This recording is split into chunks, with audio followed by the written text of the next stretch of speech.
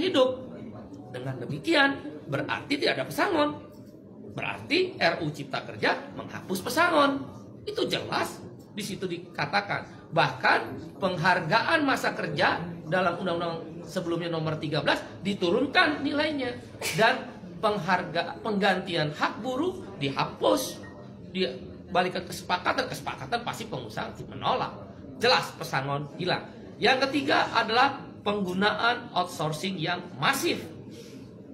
Yang sebelumnya outsourcing hanya 5 jenis pekerjaan, sekarang diperbolehkan. Sekarang semua jenis pekerjaan dan tidak ada batas waktu. Seumur hidup anak kita, para ibu yang susah-susah menyekolahkan anaknya, yang berjibaku pontang-panting mencari rezeki tambahan untuk menyekolahkan anaknya, negara membuka ruang. Para agen, saya quote and quote, bukan berarti seperti itu, tapi quote and quote tanda petik, menjual buruh kepada pengusaha-pengusaha yang serakah itu. Karena sekarang bisa melalui agen bebas seumur hidup dan tidak jelas masa depannya.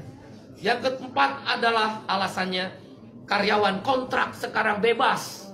Dulu karyawan kontrak harus ada persyaratan. Boleh menggunakan karyawan kontrak kalau paling lama 3 tahun pekerjaan itu. Jenis pekerjaan tertentu, untuk pre-pro, bukan mass product, bukan produksi massal dan sebagainya. Sekarang syarat itu dihapus, dibolehkan menggunakan karyawan kontrak. Semua jenis pekerjaan dengan batas waktu tidak tertentu. Wahai ibu-ibu dan bapak-bapak, anak-anak kita terancam dengan masa depannya yang dikontrak seumur hidup tanpa kejelasan nasibnya, dan di outsourcing seumur hidup melalui para agen-agen pekerja yang menampung pekerja itu. Berbahaya buat negara ini, terlalu liberal, tidak ada perlindungan negara kepada rakyatnya. Yang kelima adalah social security, jaminan sosial dihapus, khususnya jaminan kesehatan dan jaminan pensiun. Dengan berlakunya upah per jam atau istilah dalam undang RU tersebut persatuan waktu, maka tidak ada lagi kewajiban untuk membayar jaminan kesehatan dan jaminan pensiun. Bagaimana menghitung pensiunnya dengan upah per jam? Ditambah dengan adanya outsourcing dan karyawan kontrak yang bebas, siapa yang bayar jaminan pensiun para buruh dan pekerja itu? Dunia pekerjaan Indonesia terancam, pekerja-pekerja lokal terancam. Ditambah yang keenam alasannya adalah tenaga kerja asing.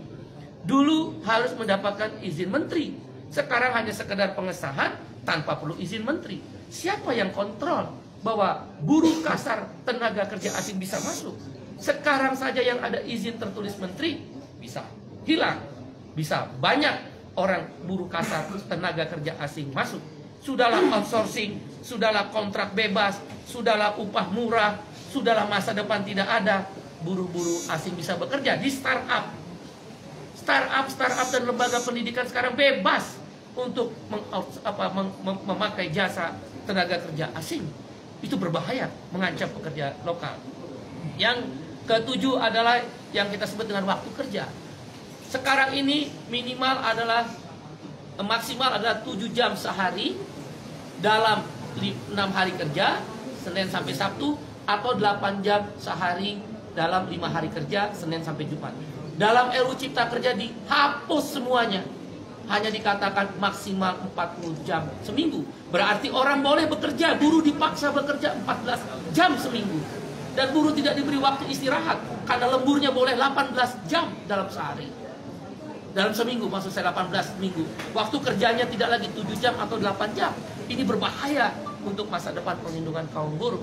Dan hal-hal lainnya adalah sanksi pidana dihapuskan dengan RUU Cipta Kerja yang baru ini. Orang tidak bayar, pengusaha tidak bayar upah, tidak ada sanksi pidana. Terlambat bayar upah, tidak ada larangan. Kalau begitu kalau saya pengusaha bisa bayar upah 3 bulan sekali dong. Di mana negara kalau begitu? Kalau memang tujuannya investasi, kenapa tidak ada perlindungan? Kita setuju investasi, yang tidak kita setuju adalah tidak ada perlindungan. Dan kemudian hal lainnya yang ke-9 adalah bahwa PHK jadi mudah sekarang. Nggak perlu lagi ada negosiasi dan perundingan dengan serikat buruh. Langsung ke PHI, dan PHI bisa langsung memutuskan Pengadilan Hubungan Industrial. Jadi karena itu kami berpendapat 9 alasan KSPI menolak RUU Cipta Kerja yang sudah resmi diserahkan DPR akan dilakukan perlawanan. Bagaimana kalau kemudian DPR tetap mengesahkan RUU tersebut? Ada 3 langkah yang kami lakukan. 1, aksi besar-besaran selama pembahasan di DPR, maupun kalaulah dipaksa untuk disahkan yang merugikan buruh tadi. Aksi nasional, aksi daerah, bahkan tidak menutup kemungkinan aksi yang melibatkan komponen yang lebih luas. Kawan-kawan mahasiswa, mereka terancam. Begitu masuk pasar kerja, tidak punya masa depan. Para ibu-ibu, bapak-bapak terancam karena mengeluarkan biaya tinggi untuk menyekolahkan anaknya, tidak punya kepastian masa depan untuk anak-anaknya. Para pemuda-pemuda dan pemudi terancam, nggak mungkin mau menikah karena outsourcing dan karyawan kontrak. Indonesia terancam darurat terhadap kesejahteraan Indonesia.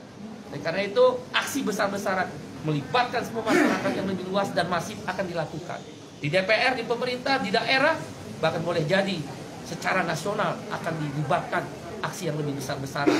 Menghentikan produksi kalau memang